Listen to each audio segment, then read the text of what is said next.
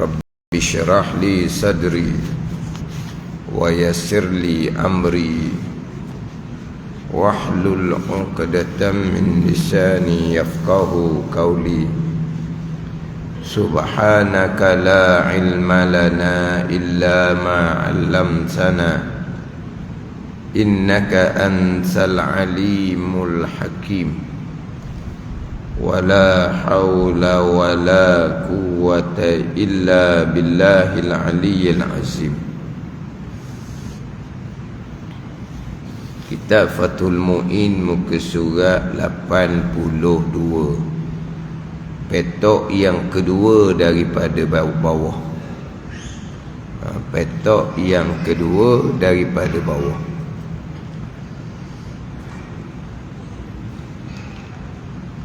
Qala al-muallifu rahimahullahu ta'ala wa nafa'ana bi'ulumihi amin. Wa yathuru jildun najisun bil mauti biddibaghin naqqahu bihaisu la ya'udu ilaihi natnun wala fasadun law nuki'a fil ma'i. Terjemahan dia, kulit bangkai yang najis menjadi suci dengan kulit bangkai yang najis menjadi suci dengan disamok, menjadi suci dengan dia hak Arab tu wayat huru, dan suci jidun oleh kulit, najisun bil mauti yang najis dengan mati. Suci oleh kulit yang najis dengan mati. Mana apa ni? Kulit bangkai. Suci biddibaghin dengan samok. Biddibaghin dengan samok. Naqqahu yang menyuci ia dibagh samok. Hu akannya akan kulit bangkai. Dengan samok yang menyuci ia samok, akannya akan kulit bangkai. Terdahulunya suci arak tuak masam apabila menjadi cuka dengan sendiri. Ini dua benda yang najis yang menjadi suci, yang mana asalnya ain najis tidak dapat disucikan. Ain najis tidak dapat disucikan. Ain najis nak sucikan macam mana? Tahi ayam tak boleh nak sucikan. Tahi ayam tak boleh nak basuh. Yang kita basuhnya lantai yang suci yang kena tahi ayam. Pakaian yang suci yang kena tahi ayam. Yang kita basuh bukan tahi ayam. Yang kita basuh lantai yang mutanajis. Yang kita basuh adalah pakaian yang mutanajis, yang kena najis. Adapun najis tak boleh nak disucikan. Cuma kita sebut basuh najis, tapi maksudnya basuh benda yang suci yang kena najis. Itlaqkan masdar, tapi dia kena ki adalah isim yang dia kena ki adalah isim maf'ul. Basuh najis yakni basuh benda yang suci yang kena najis. Makna kita basuh latar, bukan basuh tai ayam. Kita basuh pakaian yang kena najis. Kalau basuh najis ni maksud dia macam mana? Tai ayam kita basuh, suci tai ayam, kita bagi anak kita main. Ada ke tu? Tak ada. Mana boleh sucikan najis? Yang kita suci adalah lantai yang suci yang kena najis. Yang kita sucikan adalah pakaian yang kena najis. Yang kita sucikan, bukan sucikan najis. Ada benda yang ain najis tapi jadi suci. Yang pertama yang kita bicara dahulunya, tuak, masam, arak, itu najis, ain najis. Apabila menjadi cuka nira, maka menjadi suci, ain najis. Sekarang kulit bangkai adalah ain najis, benda najis. Kulit bangkai boleh jadi suci dengan disamakkan. Ini benda najis yang boleh diubah menjadi suci. Adapun benda najis lain sama sekali tidak boleh disucikan. Yang disucikan benda yang kena najis. Yang saya contoh terdahulunya, air kumbahan. Yang saya contoh terdahulu, air kumbahan asalnya air mutlak, tetapi bercampur dengan najis, maka air kumbahan dipanggil air mutanajjis.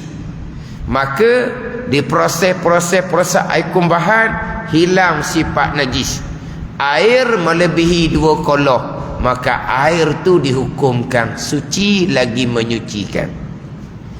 Adapun yang air najis, air kencing, himpun air kencing sampai ke 2 kolah sekalipun, proses macam mana pun hilang sifat air kencing, tetap hukumnya najis. Sebab ianya adalah air najis, air kencing.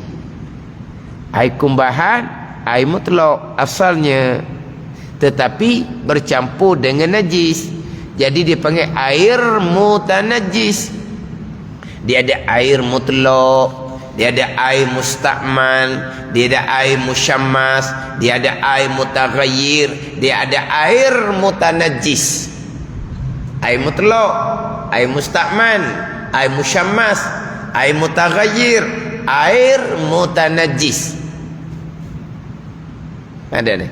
Air mutanajjis boleh ditukar menjadi air mutlak apabila dihilangkan sifat-sifat najis, warna, bau dan rasa, air sampai 2 kolah, maka air tu dihukumkan air suci lagi menyucikan. Sebab air kumbahan bukan air najis, air yang kena najis. Tu boleh dibaiki, boleh disucikan jadi air mutlak, air suci lagi menyucikan.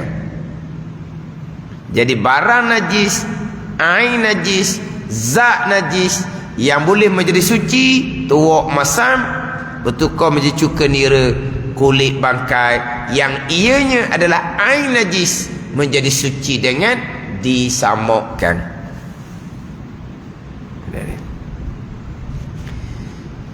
Kemudian inilah disebut dabrun dibagh. Apa dia dabrun dibagh? Samak. Ini dia samak yang kita duk sebut basuh najis mughallazah, kita panggil samak. Tak betul tu dari segi istilah fiqh. Hok cakap kapung tu cakap gilah. Cakap kapung tu cakap lah. Dari segi istilah hukum fiqh tak tu.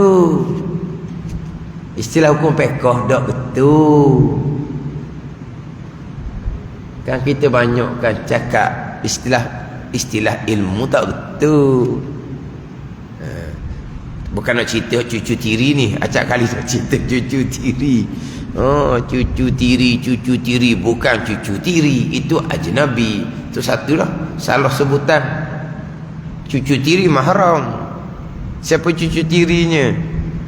Berkahwin dengan pasangan yang sudah ada cucu, itu cucu tiri mahram.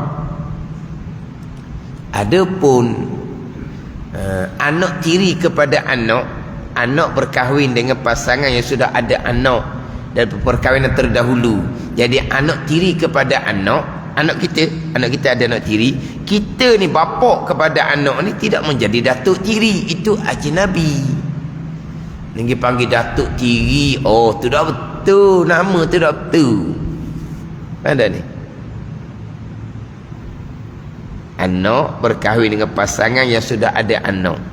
Jadi anak kita ada anak tiri. Kita ibu bapa bukan datuk nenek tiri. Itu ajnabi. Dia panggil datuk nenek tiri pun orang noh. Kena ajnabi, bukan mahram. Ajnabi yang boleh berkahwin laginya. Cucu tiri kau mana? Satu lagi nyawa kita tak betul sebut adik-beradik tiri. Tak betul kot tu. Adik-beradik tiri ni adik-beradik sepok, semok. Itu bukan adik-beradik tiri. Adik-beradik tiri ni hak ajnabi. Pasangan ada anak, berkahwin dengan pasangan yang ada anak. Itu dia panggil adik-beradik tiri yang ini adalah ajnabi. Hak boleh berkahwin. Adik-beradik sebapa, adik-beradik seribu tak panggil tiri. Hak tu dia panggil tiri. Tak betul. Hak tiri ni pasangan kedua-duanya masing-masing sudah ada anak daripada perkahwinan terdahulu. Anak dengan anak dia panggil adik-beradik tiri. Hak tu ajnabi tu. Atau ajnabi boleh berkahwin. Kau dok silap lah. Dipanggil adik-beradik anjing. Tu. Tu tak? Ji. Panggil adik-beradik anjing. Kenapa anjing? Anjing. Orang cakap anjing-anjing ni. Kamu berdua adik-beradik anjing. Adik-beradik anjing ni anak anjing lah jadi adik-beradik anjing. Apa dia panggil adik-beradik anjing? Tak ada hubungan. Tak ada hubungan apa jadi anjing tu buat apa? Adik-beradik anjing ni anak anjing lah boleh jadi adik-beradik anjing. Tu dia adik-beradik tiri. Adapun sebapa itu adik-beradik sebapa, adik-beradik seibu, bukan tiri. Ni adik tiri saya ni.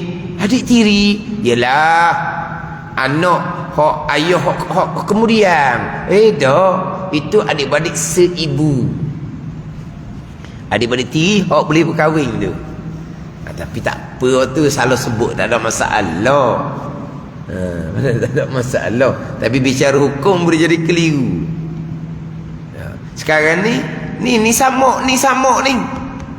Bukan basuh najis mughallas tu. Basuh najis mughallas tu basuh najis. Basuh najis lah. Sama dengan basuh najis mutawassitah, basuh najis mukhaffafah lah. Cuma basuh najis mughallazah ni kena 7 kali air tanah sekali. Apa tu? Basuh najis.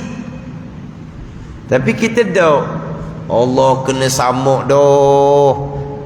Ni anjing kencing tempat tu kena samuk contohnya. Dia panggil samuk.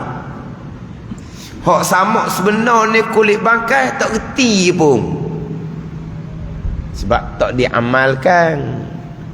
Tak pernah diamalkan. Kalau kulit lembu yang dahulunya dia buat geduk apa semua tu, itu bukan kulit bangkai. Itu kulit lembu yang disembelih. Itu suci tanpa disamukkan. Hak buat geduk tu, itu bukan kulit bangkai tu. Lembu disembelih apa semua, dia pun ambil kulit lembu dia buat geduk. Itu bukan kulit bangkai. Kulit bangkainya mana? Lembu yang mati tanpa sembelih. Kulit bangkainya mana? Kulit buaya. Itu kulit bangkai. Itu kulit bangkai. Kulit bangkai ni lah apabila disamuk menjadi suci. Ni panggil samuk-samuk ni. Dabrun inilah dia. Bukan basuh najis mughallazah. Lepas tu nak kata salah. Tu dah segi lurah tu kita dah bahas tunya. Lagipun tak jadi ni tak jadi keliru mana kitanya dah. Cuma kita dak kenal samuk yang sebenar. Yang kita letak samuk pada basuh najis mughallazah. Nak ubah tak apalah, kata samuk pun. Ni hak samuk yang sebenar. Kulit bangkai suci ia dengan disamuk. Naqahu, yang menyuci samuk tu akannya akan kulit bangkai. Ini dalam mazhab Syafi'i dan dalam mazhab Hambali. Kulit bangkai menjadi suci apabila disamuk. Syafi'i dengan Hanafi. Nabi sallallahu alaihi wasallam bersabda, "Iza dubighal ihabu faqad tahura." Bila disamuk akan kulit, maka sudah telah menjadi suci ia kulit. Ayyuma ihabin dubigha faqad tahura. Yang mana-mana kulit yang disamuk, maka sungguh telah menjadi suci. Ini mazhab Syafi'i dengan mazhab Hanafi. Kulit bangkai mazhab Maliki Hambali tidak menjadi suci walaupun disamuk sekalipun. Ini mazhab Syafi'i dengan mazhab Hanafi. Cuma mazhab Hanafi ni dia kalau sembelih, walaupun binatang tu daging tak boleh makan, maka kulitnya menjadi suci tanpa disamuk. Contohnya dia sembelih buaya, maka kulitnya sudah menjadi suci dengan sembelih tanpa perlu samuk. Tapi buaya nak sembelih macam mana, tanyalah. Nak sembelih buaya macam mana? Pegang buaya sembelih, oh gagah. Dia mazhab Syafi'i ni, binatang yang disembelih kulitnya suci, binatang yang halal dimakan daging. Binatang yang halal dimakan daging, disembelih, dagingnya dimakan, kulitnya suci. Adapun kalau binatang tu dia tidak dimakan daging dia, sembelih sekalipun, kulitnya tetap hukum bangkai. Mereka mazhab Hanafi. Sembelih kulit buaya hukum suci, tak perlu lagi dah disamuk. Daging buaya tak boleh makan, tapi kulit menjadi suci apabila buaya tu disembelih. Itu mazhab Hanafi lah. Mazhab Syafi'i, kulit yang suci adalah kulit daripada binatang yang halal dimakan daging kemudian disembelih. Dengan disamuk sampai suci, sekira tidak akan busuk dan hancur sesudah itu bila direndam di dalam air. Sekira tidak akan jadi busuk, tak kembali busuk sebab lendir-lendir sudah habis dibuang, dan hancur mana rosak sesudah itu bila direndam dalam air. Kalau rendam dalam air, kulit tu tidak menjadi busuk. Sebab apa? Sebab dia punya lendir-lendir sudah dihilangkan. Lendir-lendir sudah dihilangkan. Kemudian nak hilang ni apa ni? Nak hilang dengan apa? Kalau dalam kitab, dia di antaranya adalah tahi merpati. Tahi burung merpati. Tahi burung merpati. Kalau bicara dululah, dengan menggunakan tahi burung merpati. Di antara laginya buah manjakani, kulit delima. Ni kalau cerita dululah. Buah manjakani dia dikeraskan, dia tajam gitu. Dia boleh menghilangkan lendir-lendir yang ada di kulit bangkai. Kalau sekarang ni kau menggunakan apa? Dia panggil kimawiyah, dia panggil bahan kimia. Kimawiyah. Kimawiyah ni kimia lah. Sekarang ni menggunakan asid. Sekarang menggunakan asid untuk menghilangkan lendir-lendir di kulit bangkai, maka jadi suci. Bila lendir itu hilang habis, mana kulit bangkai ni rendam air ke, takkan jadi busuk. takkan jadi rosak kulit bangkai. Sebab apa? Sebab cuma ada kulit sahaja. Daging, lendir semua sudah habis. Dengan menggunakan sekarang ni asid lah, bahan kimia. Kalau dahulu dalam kitab menggunakan tahi burung merpati sebab dia tajam. Diasidkan tajam kan. Hak tajam ni lah yang boleh menghilangkan kotoran yang ada di kulit bangkai. Lendir itulah, lendir-lendir yang ada di kulit bangkai. Ke macam mana? Hak sekarang dia kulit bangkai yang tidak menjadi suci apabila disamuk adalah binatang yang najis. Binatang yang najis mazhab Syafi'i dua sahaja, anjing dan babi. Anjing dan babi sahaja binatang yang najis dalam mazhab Syafi'i. Kulit anjing, kulit babi, samuk ke tak samuk ke, kekal najis. Ada pun kulit binatang yang lain yang memang dagingnya haram dimakan, buaya ke, ular ke, kulitnya apabila disamuk suci boleh digunakan.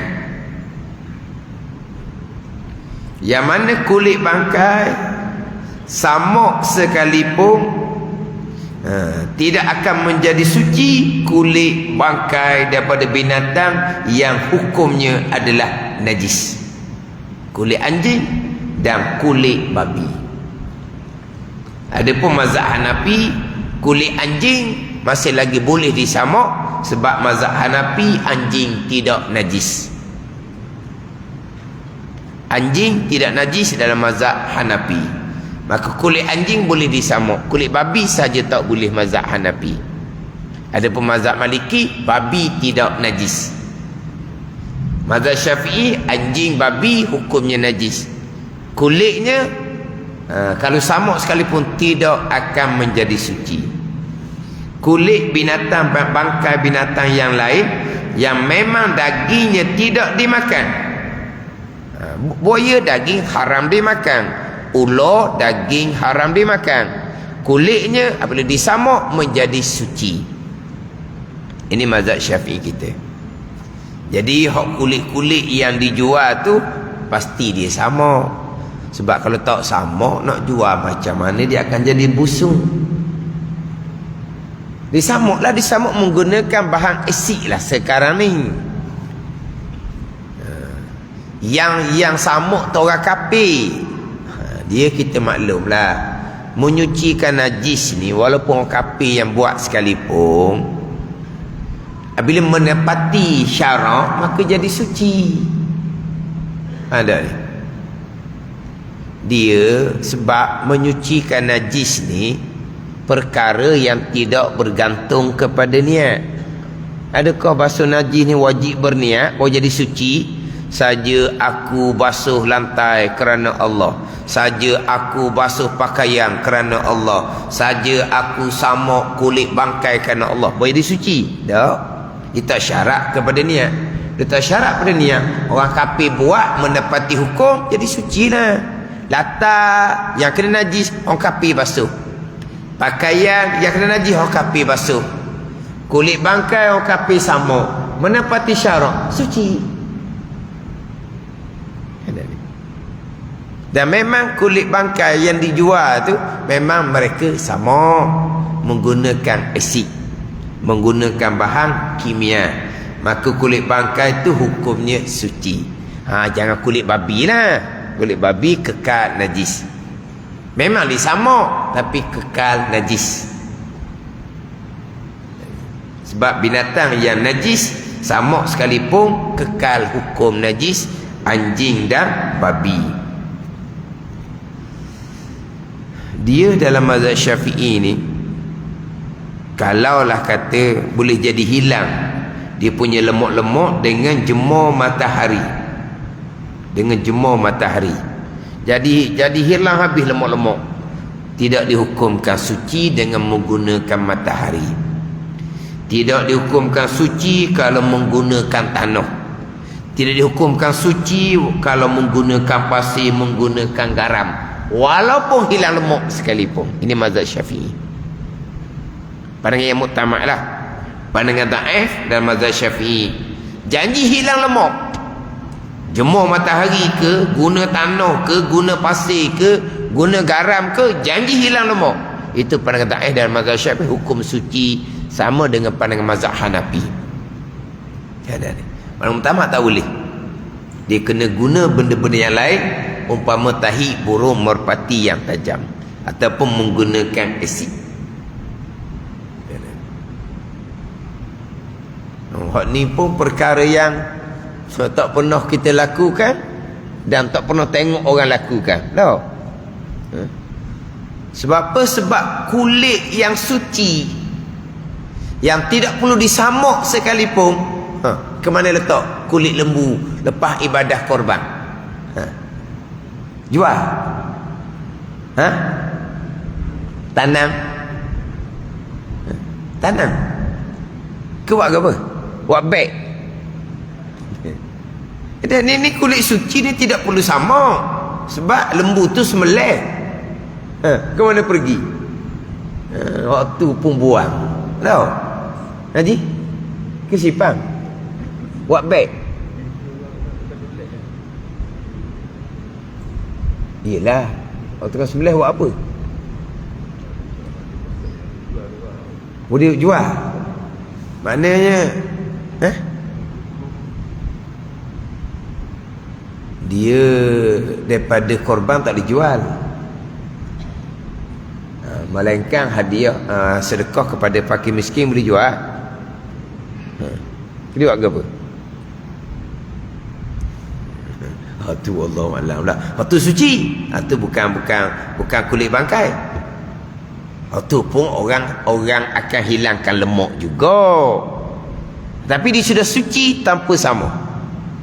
Sebab itu kulit binatang yang disembelih, yang dagingnya halal dimakan.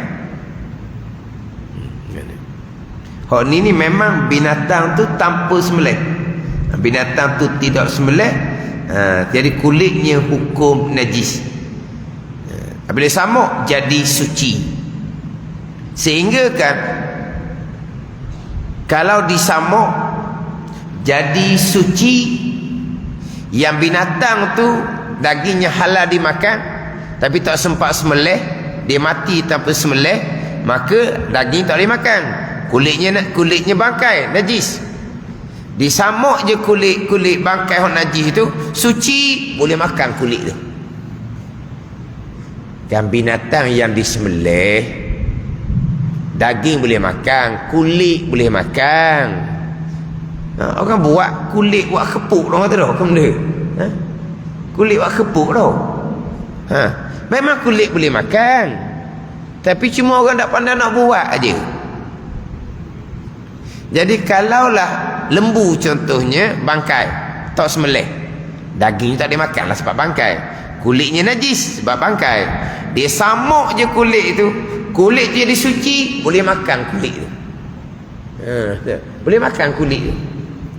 Hak sembelih lembu ni memang kulit tu boleh makan, kalau nak makan lah, kalau boleh buat jadi makanan. Sekarang ni lembu tu tanpa sembelih, bangkai, maka kulitnya najis. Kulitnya najis.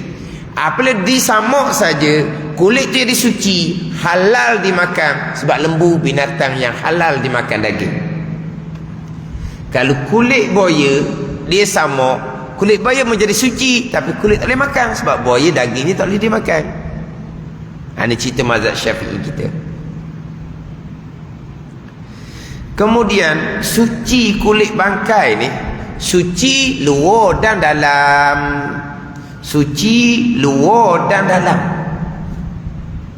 Dia gini, dia kulit bangkai ni, kulit bangkai luar najis, dalam di dalam dia. Dalam kulit tu najis ke tak? Dalam kulit tu pun najis. Najis lah. Kulit bangkai luar dia najis, dalam dia najis.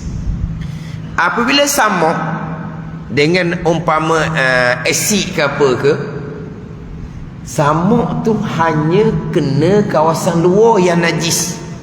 kena tak asid itu bahagian dalam? Tak kena. Yang luarnya najis, yang dalamnya najis, kemudian disamuk. Samuk tu hanya kena bahagian luar. Maka bahagian luar hukum suci, bahagian dalam tak kena. Tak kena tahib burung merpati, tak kena asid, tak kena. Maka khilaf ulama, suci luar saja ke luar dan dalam? Sebab asalnya kulit luar najis, bahagian dalam kulit bangkai pun najis. Apabila disamuk, samuk hanya kena bahagian luar, tak kena bahagian dalam. Maka ulama berkhilaf pula, suci luar saja ke hak bahagian kena samuk, ataupun dalam suci juga? Pandangan yang masyhur dalam mazhab Syafi'i, suci luar dan dalam. Satu pandangan dalam mazhab Syafi'i, suci luar sahaja, bahagian dalam tidak suci. Sebab yang kena samuk hanya bahagian luar, bahagian dalam tak kena samuk. Nak suci macam mana? Oh, dah suci bahagian luar dah okey dah lah. Sebab yang kita sentuhnya bahagian luar, bukan bahagian dalam. Kalaulah hanya suci bahagian luar sahaja, bahagian dalam tidak suci, maka kulit tadi hanya boleh hampar sahaja, tidak boleh diletak atas tubuh, tak boleh dijadikan pakaian. Sebab apabila suci hanya sebelah luar, belah dalamnya najis, hampar bolehlah kita duduk di atas. Tapi kalau kita nak jadikan pakaian, tak bolehlah, sebab di dalam tu ada najis. Untuk semayang lah ni, untuk semayang. Faham tak ni? Adapun kalau suci sampai ke dalam, sampai ke batin, maka boleh pakailah. Sebab disuci luar dan dalam, maka boleh kita pakai. Maknanya hampar pun boleh, pakai pun boleh. Tapi kalau suci luar sahaja, dalam kulit yang asalnya kulit bangkai ni tak suci, maka hampar bolehlah, kita duduk atas dia. Tapi nak bubuh atas tubuh sebagai pakaian, buat selimut, tak boleh masa semayang lah. Sebab kita sudah menanggung najis. Najis berada di mana? Berada di dalam kulit yang asalnya kulit bangkai. Itu dua pandangan pula di situnya. Sebab kulit bangkai ni najis luar dan najis dalam. Adapun alat samuk ni, umpama asid, hanya kena bahagian luar, bahagian dalam tak kena. Jadi sucinya bahagian luar sajalah, bahagian dalam bangkai kekal najis. Bila bahagian dalam najis, kita buat alas, hampar, tak apa, sebab kita duduk di atas. Kulit bangkai di luar yang bersentuh dengan kita suci. Tapi kita nak buat selimut tak boleh, sebab di dalam tu kau najis. Ini satu pandangan. Satu pandangan, suci luar dan dalam, maka boleh buat hampar dan boleh buat pakai. Ini bicara hukum pekoh. Mana? Ini bicara ilmu lah. Yelah, kadang-kadang perkara yang kita kata kok, bicara tak ada dalam amalan kita ilmu. Faham satu masalah lebih baik daripada sembahyang sunat 1000 rakaat. Sama ada boleh beramal ataupun tidak boleh beramal. Boleh beramal ke tak boleh beramal ke, kita faham ilmu ni. Lebih baik daripada sembahyang sunat 1000 rakaat. Lebih baik, bukan sama pahala. Sembahyang sunat itulah amalan sunat yang paling besar pahala daripada amal sunat. Amal sunat banyak kan, maka sembahyang sunat yang paling besar pahala. Kita belajar ilmu agama, faham satu masalah, lebih baik daripada sembahyang sunat 1000 rakaat. Bila kita boleh sembahyang sunat 1000 rakaat? Bila kita boleh sembahyang sunat 1000 rakaat? Cuba bilang, berapa bulan kitanya boleh 1000 rakaat sembahyang sunat? Ni kita belajar, walaupun ilmu tu tidak boleh beramal sekalipun. Kita dahulunya belajar bab tuak masam jadi cuka. tengok pun tak pernah. Ni kulit bangkai pula suci dengan disamakkan. Allah, kulit suci pun tak caranya. Sah ke kulit bangkai? Sah ke kulit bangkai? Lembu kena langgar di kereta, lembu tu jadi bangkai, tak ada orang nak ambil kulit dia nya. Terbiar begitu je tepi jalan tak ada orang nak ambil kulitnya. Kulit suci semelih pun tak cara. Tapi ilmu kita boleh tahulah. Jadi samuk ni kulit bangkai. Iyalah, dabrung ni samuk kulit bangkai. Sebab kulit bangkai tu masih lagi boleh digunakan. Daging dia memanglah najis, tapi kulitnya boleh diambil manfaat. Tapi kita ni orang Malaysia, orang negara luar, tempat susah-susah ni, kulit tu lah yang menjadi umpama hamparan, menjadi selimut, menjadi untuk buat khaimah. Kulit tu lah. Kulit tu binatang yang disembelih ke, hak bangkai ke, kulit tu sangat besar manfaat. Kita kulit tu buang sahaja, langsung tidak ambil manfaat. Negara-negara luar susah tu, kulit itulah menjadi selimut mereka, menjadi pakaian mereka. Kita tak kenal lah perkara seumpama tu, tapi kita belajar tahu hukum hakam. Kulit bangkai boleh disucikan dengan samuk. Samuk ni menggunakan bahan yang tajam, yang boleh menghilangkan lemak, yang mana kulit bangkai menjadi suci zahir dan batin, luar dan dalam, atau panggil masyhur dalam mazhab Syafi'i. Dah kulit mana yang boleh samuk ni? Kulit binatang yang halal dimakan daging, sekalipun kulit daripada binatang yang tidak dimakan daging sekalipun, yang tak boleh samuknya hanya kulit binatang yang hukumnya najis, kulit anjing dan kulit babi. Itu ilmu. Itu ilmu. Tapi kulit saja, adapun bulu ke, tulang ke, kuku ke, langsung tidak boleh digunakan sama sekali kalau daripada bangkai. Ini dalam mazhab Syafi'i kita.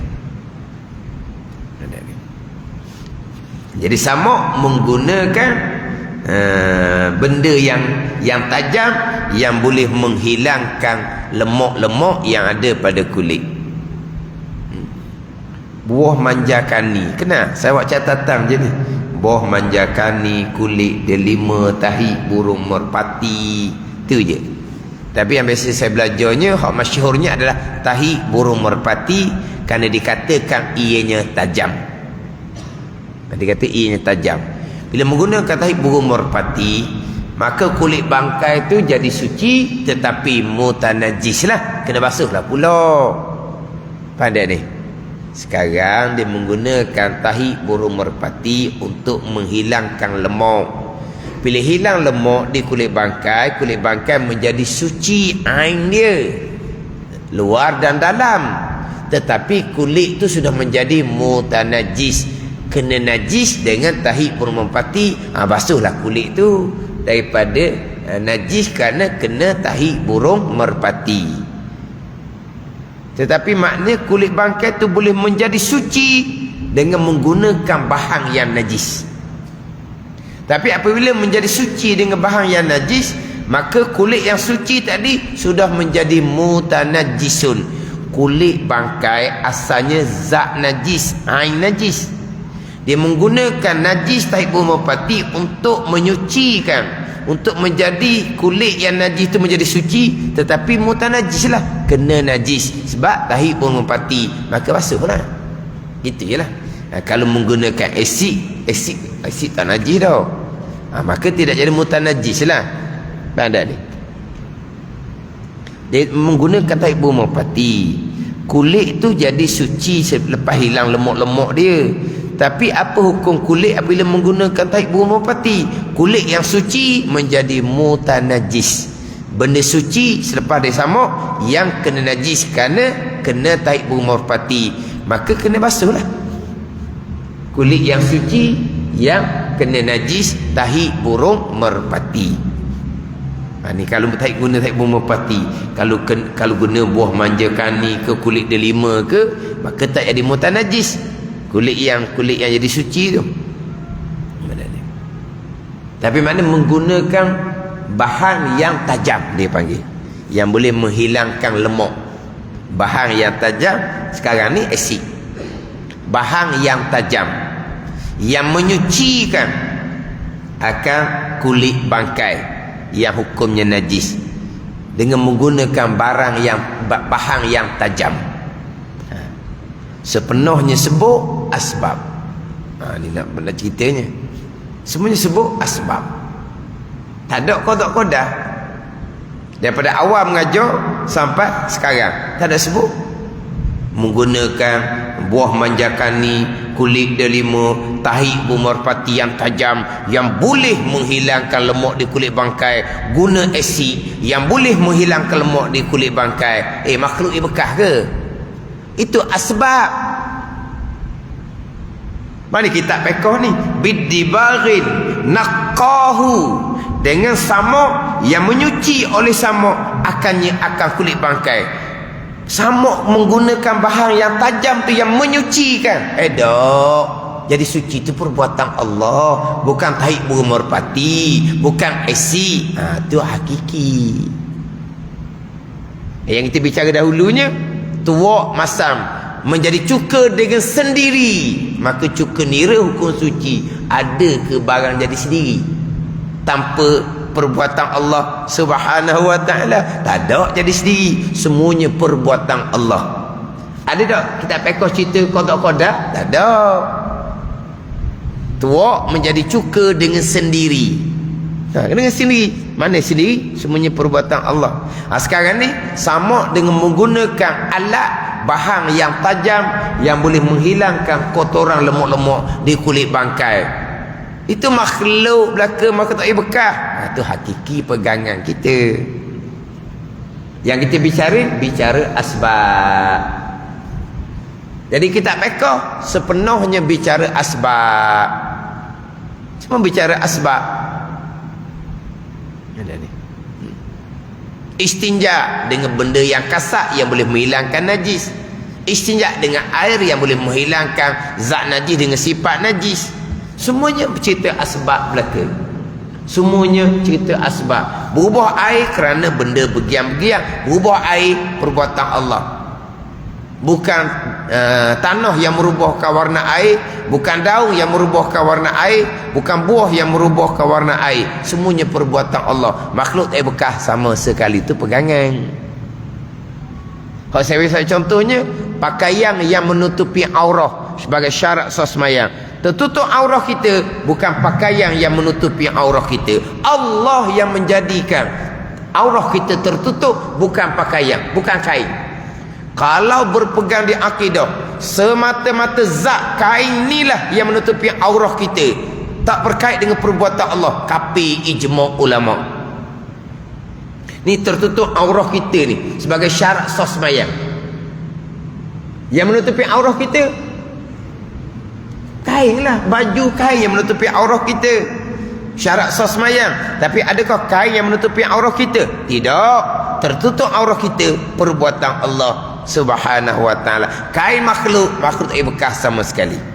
Tapi kita fiqh pakaian yang menutupi aurah. Kalau berpegang zat pakaian menutupi aurah yang tidak berkait dengan perbuatan Allah, kafir ijma' ulama. Mana kitab fiqh tidak cerita qada-qada, cerita asbab semata-mata. Tak ada salah sikit pun. Hak cerita bab asbab, bercakap asbab, ingat akan asbab, tak ingat pun perbuatan Allah. Ni dia bicara ni.